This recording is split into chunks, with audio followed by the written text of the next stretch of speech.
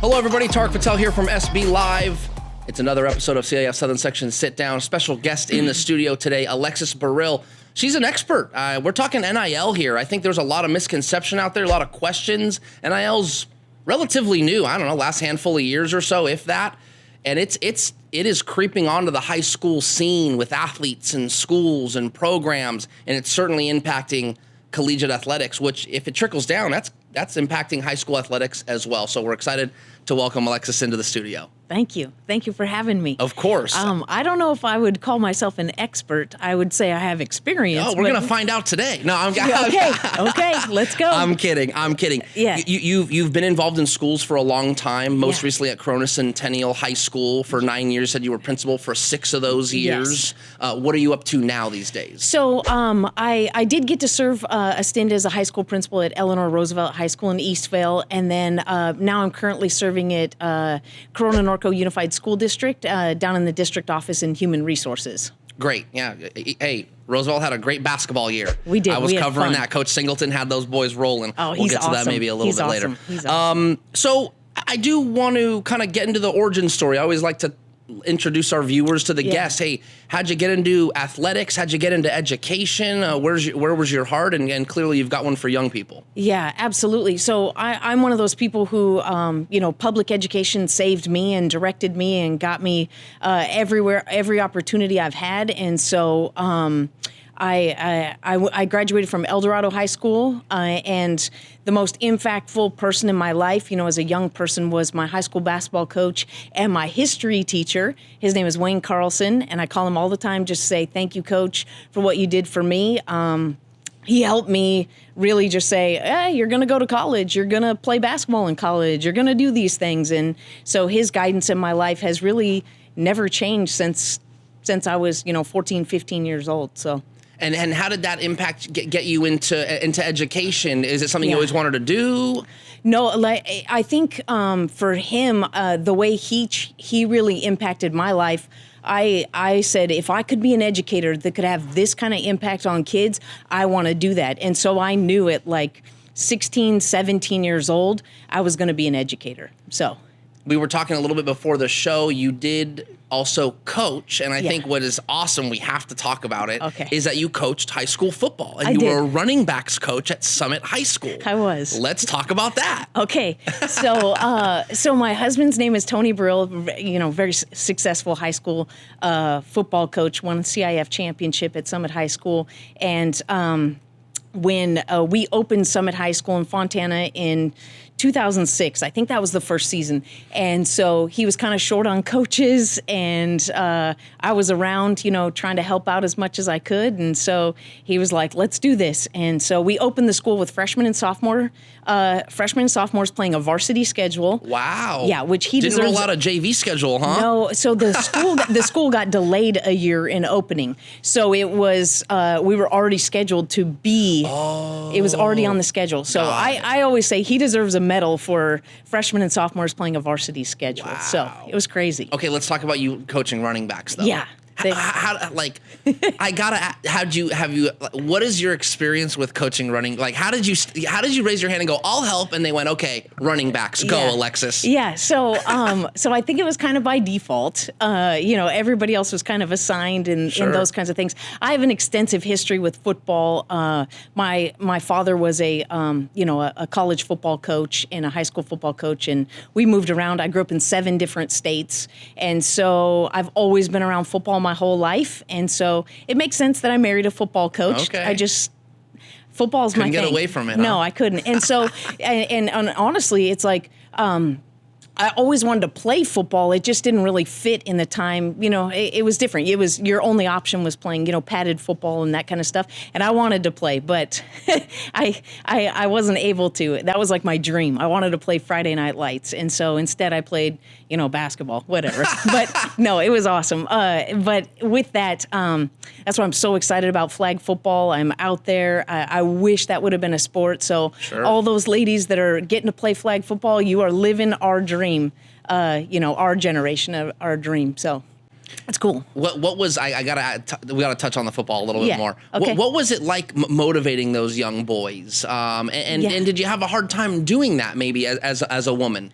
No, the kids were awesome. I mean, first of all, they were young. They were freshmen and sophomores. They didn't know any better, Got right? it. So Yeah. there was no school tradition. So it was just so much work to set tradition, set expectation, doing those things. And because I also have a PE credential, right? So I was also their freshman football weightlifting coach. So during the day, my husband had the varsity weightlifting class, and then I had the freshmen. So they were my guys all the time. That's awesome. So you had the rapport with them from the beginning. Yeah, and they're such good kids because I also, I remember when they finally some of them became seniors and things like that. I always had them in my senior English class, and then it was an awesome time to be a Skyhawk. And you coached girls basketball as well. Yeah. Talk to us about that. Yeah, I was the first. I opened Summit High School as the first head girls basketball coach.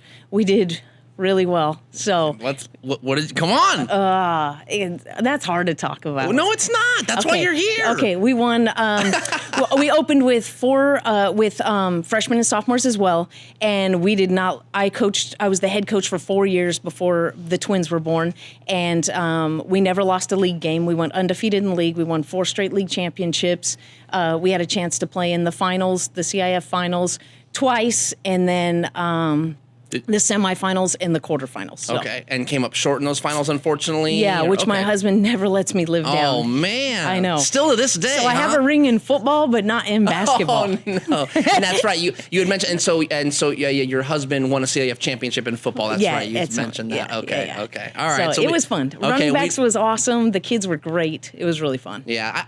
I when I was younger, right out of college, I dabbled with some coaching. I don't know, it's just so fulfilling in so many ways. The kids, don't you get a kick out of the kids? They're seriously awesome. Like they're really fun, and those kids. The best part of life, for me as an educator, is getting a chance to. We go to baby showers, we go to weddings. They call. They ask. They still call and ask for advice, and just so many different kids that are just have had an impact on my life. And I just feel so blessed that I get to return the favor of what my coach did for me. That's awesome. No, I can certainly relate. My college basketball coach and my high school basketball coach were at my wedding, and I know that they felt honored to that kind of full circle moment. Hey, I made an impact enough that you want me out here on this day? Yeah. And they were on cloud 9, you know. So that's really, really cool. Yeah, it is awesome. Okay, kind of changing gears here. We got to talk NIL. Would love to pick your brain, and I'll leave it pretty blank canvas for you. NIL, and I'll just leave it with this.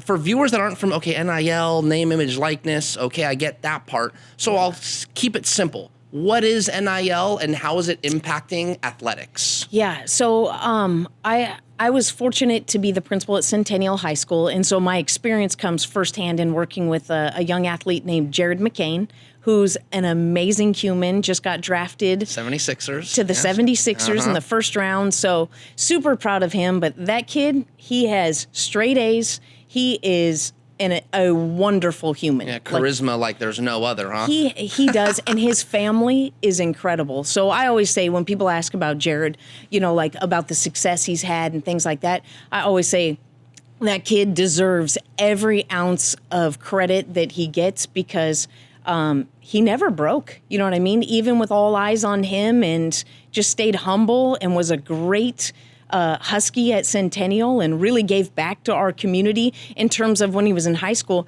He was always representing us, and he always had the spotlight, and I felt like he did such a great job of really being what he's about and what we were about too. So my experience with NIL was with him, and he's actually a very good businessman and was a very good businessman at 16 years old. Wow. Really incredible. And so we learned so much. Former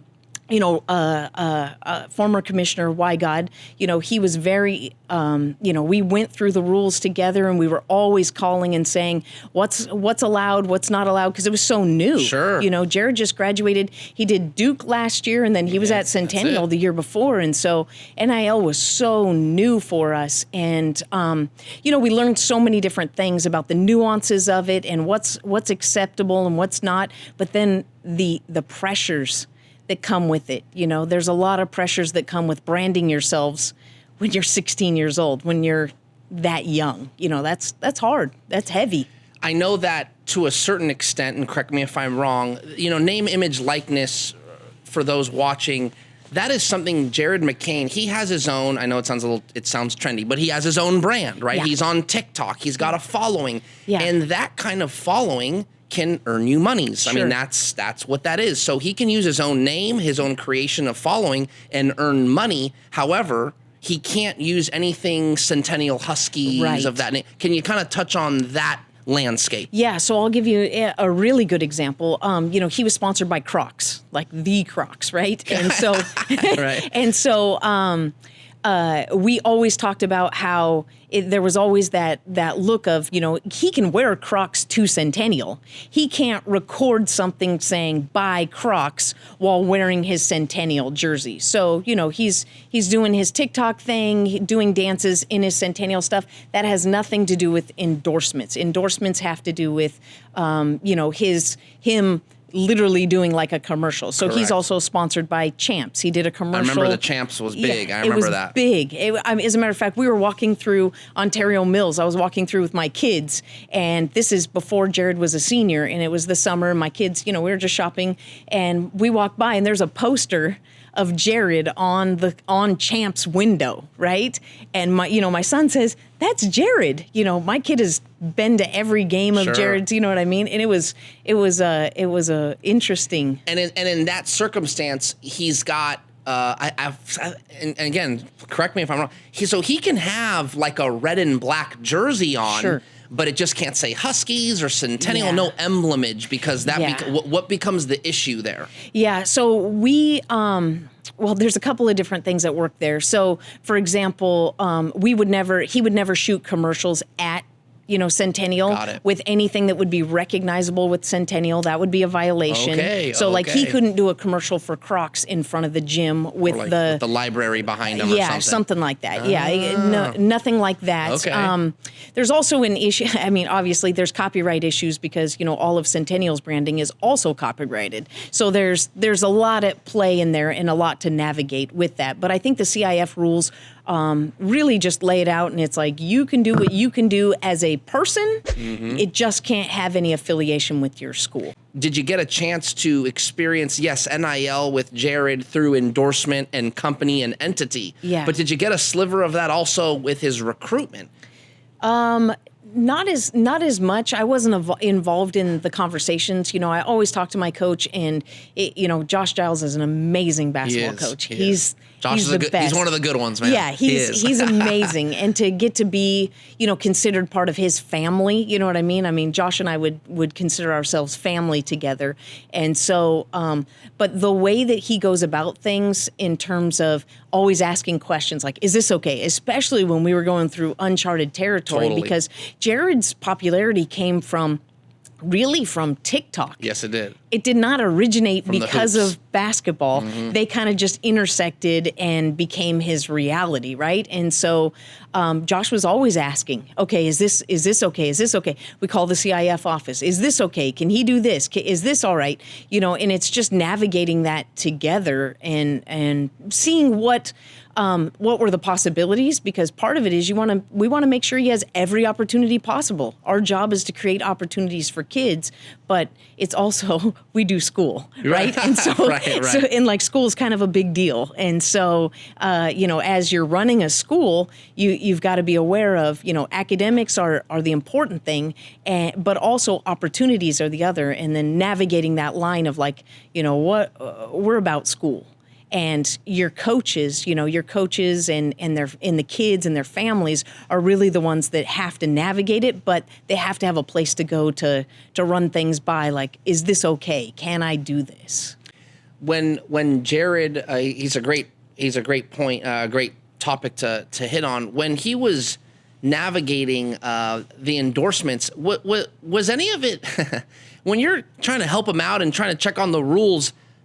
Was there any part of you that it was almost like surreal? Like, man, I'm calling to see if this kid can do almost took you by storm at how popular he really was. Oh, we had several moments when his popularity really just hit us like Got that. it. So we would end games and we had to have a procedure, a protocol, on how to get him through the line, you know what I mean? Sure. And get him out immediately, because we never wanted Jared to be put in a position where he had to tell people, no, I can't take a picture with you. No, I can't, I can't do any of that. Sure. But there would be people coming, and you could see them at the end of the game starting to come down and start to try to crowd and, do those kinds of things. And so we would always, just some things that we would do is he would never pick up his stuff. Somebody else would always pick up his stuff. The trainer or another coach would grab his stuff, and we would walk side by side with him. So he'd go through the line, one of us on one side, one on the other side. He'd come straight out, and we'd get him straight to the locker room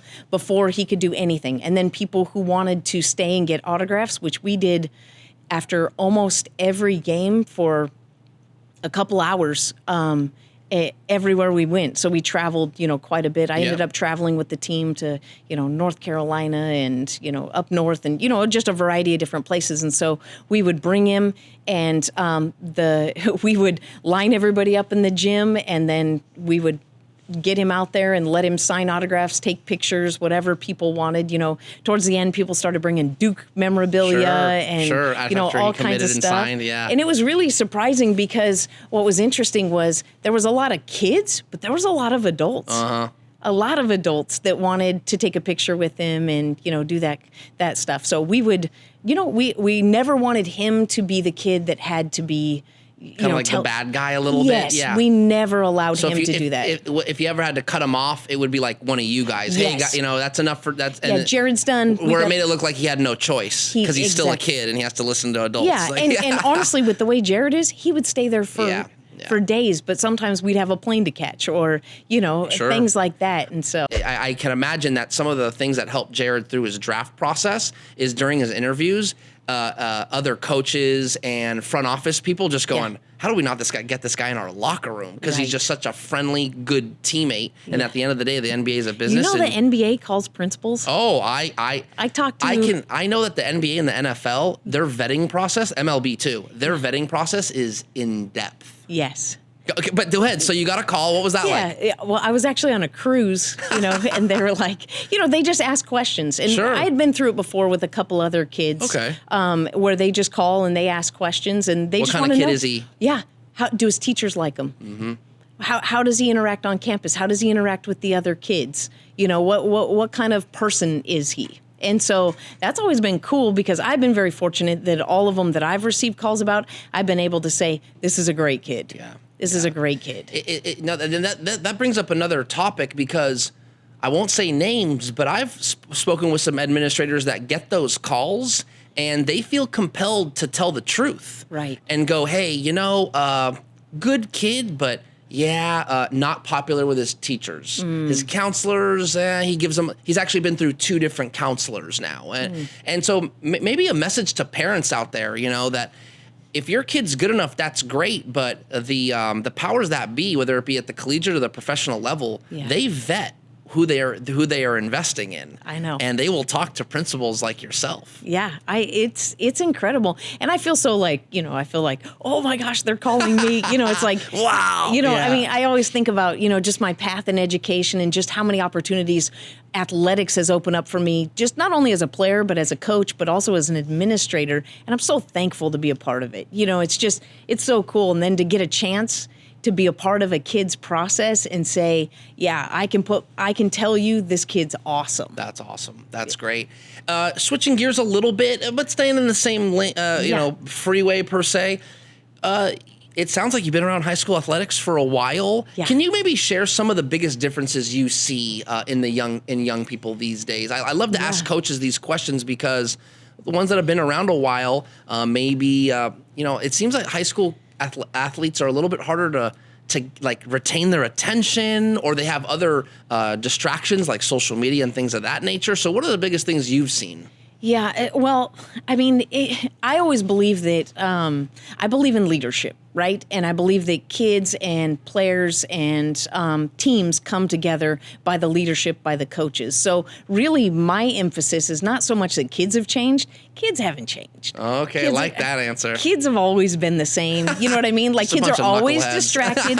Now the difference is the role that a coach and leaders and parents and teachers have to be in order to make sure that the mistakes that we made as kids aren't public and you know, aren't on social media and running on the news. And, you know, so really what it comes down to is navigating and teaching kids, this is how we be responsible, you know, digital citizens. This is how you create a brand. And I think those conversations have to happen. And that's what's changed, is the conversations with kids have changed is, hey, if you are here for a college scholarship, let me tell you right now, your social media matters, right? Your branding matters. Your online persona matters. The things that you put in writing, the things you put in text messages, the videos you make, all of those things accumulate into the story of you, right? And so we always try to ask kids, you know, starting young. And one of the coaches that I work with, and I'm a big fan of, he was a player at Centennial. His name's Anthony Catalano. Oh, you know Anthony. the cat man. Yeah, the cat man. Yeah. He's phenomenal. So when he was in high school, he was the best.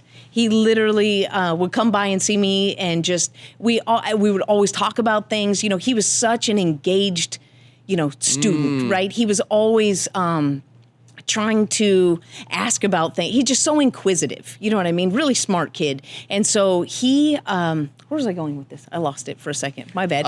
No, I was talking. The conversations. Correct. Yeah, and so one of the things that he has really pushed me on, especially my last few years as principal and things like that, is what conversations are we having with kids about when they come in as ninth graders? What are the branding conversations we're having? What are the things they're allowed to put on social media and not allowed? And it's not about rules. It's about teaching them to, you know, market themselves, and what you're putting out there will eventually come back at you in one way or another. So he has a lot of great ideas. He's really fun to talk to if you want to talk about how do you navigate this world now that the kids have every opportunity to communicate whatever they want. And so we, you know, kids then, right? Right. You know, when I first started teaching in 2002.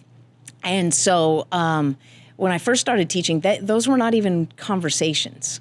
And so, yeah, so my answer to that is kids haven't changed. The conversations that we have to have in the resources they have, it has completely changed. We had Coach Logan on, and I asked him that same question. Did you? And he goes, he's so funny, man. That guy goes, you know what drives me nuts? But I've had to adjust. He goes, back in the day, if you told a kid to do something, they would do it. Yeah. He goes, now information is so easily accessible for those kids. He goes, it's not necessarily a bad thing, but they want to know why. Sure. Because if they see something on the street or in a book or in a movie and they're not sure what that is, they can Google it and have the answer in 2 seconds. Right. He goes, back in the day, it was just you do as you're told. Now I have to he's like, I find myself like having to kind of explain myself. It was really funny listening to him talk about it. But more to the point that you're making, that when information is so easily accessible, or something that's unbecoming, like maybe you make a mistake or something that's not good, can get easily online. Yeah. I always cringe when kids use profanity on their Instagram or on their Twitter, and especially if they're an athlete and a good one at that. Sure. Even the music that they put, like maybe it's a highlight reel of them doing some awesome stuff, but it's just like, right, F-bomb here and so on. It did not good. It's like, man, you couldn't pick any other song, and that impacts them, doesn't it? It does. I think so, because it's all part of the brand, right? And so, we think about that in high school athletics. You know, when you don't think about these things, but as an administrator, what music are you playing pregame? Sure. You know, and what brand are we putting out there? What are we communicating by the music we play? What are we communicating?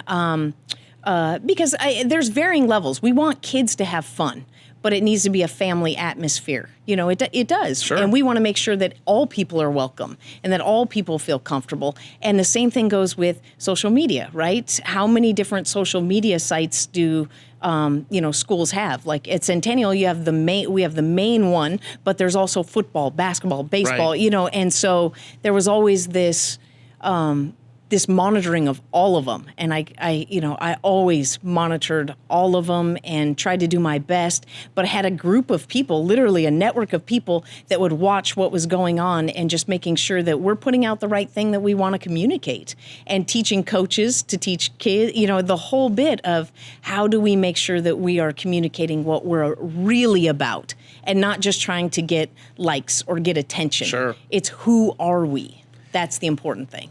We're talking about the conversation with kids. What about conversations with parents? Yeah. I'd like to get your thoughts on that, because especially in athletics, there are the families that seem to, you get the mom and the dad that seem to want it more than the kids sometimes. Yeah. Can you touch on maybe some conversations you've had to have with parents or anything in that realm? Because that is a big part of athletics. If you're a coach, you got to deal with parents in high school. Right. And the hard thing, I think, for both coaches and parents is let the kid talk.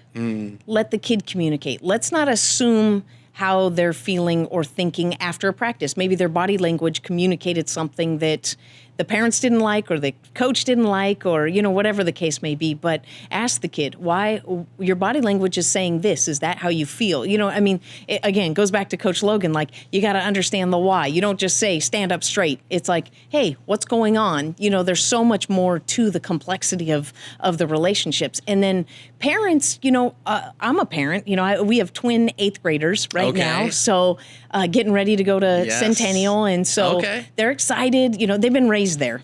Okay. They've been around Centennial since they were 2. So, they're Huskies through and through. Yeah, they have been there. But the interesting thing, just knowing what it's like to be a parent and knowing that all of us want the best for our kids. And we do know better.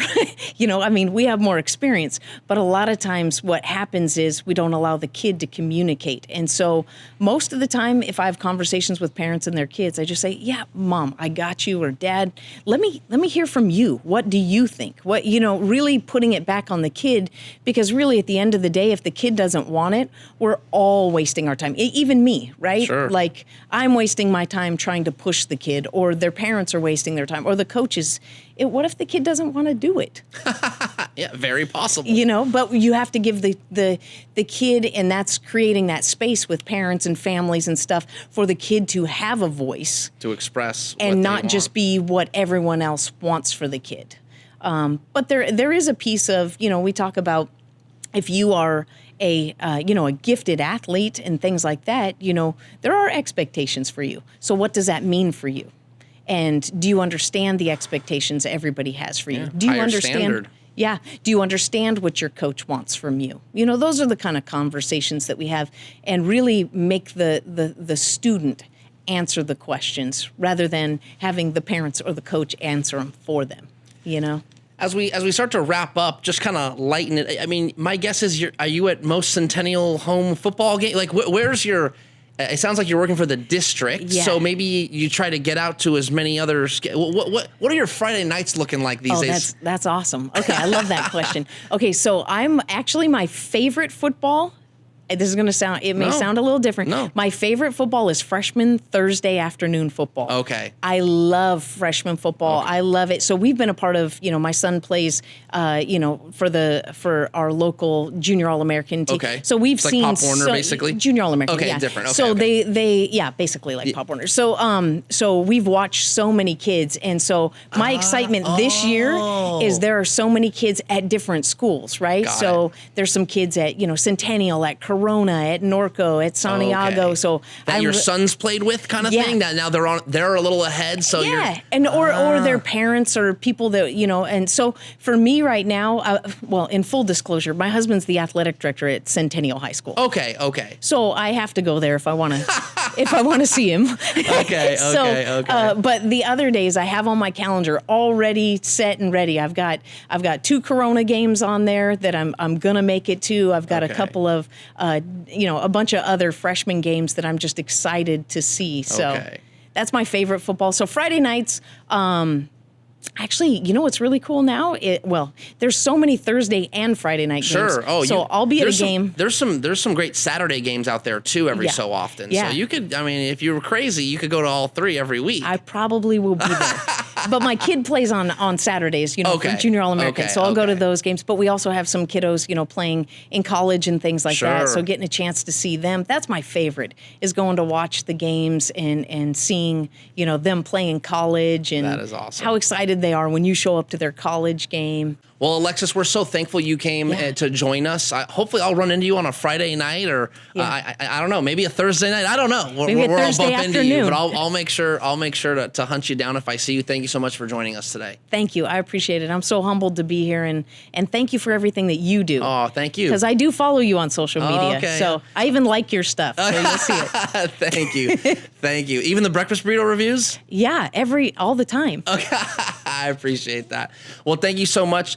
Guys, another episode of CIF Southern Section Sit Down in the books. Alexis Barile joined us today, talked NIL, talked about being an administrator. Actually, was once a running backs coach at Summit High School. I think that's unprecedented. We won't have another guest like that in here again, I don't think. I'm Tarek Patel. Thanks for watching. Don't forget, scorebooklive.com, scores, schedules, information, and of course, all the content and news that I report on is on si.com/highschoolsports. Thanks so much for watching.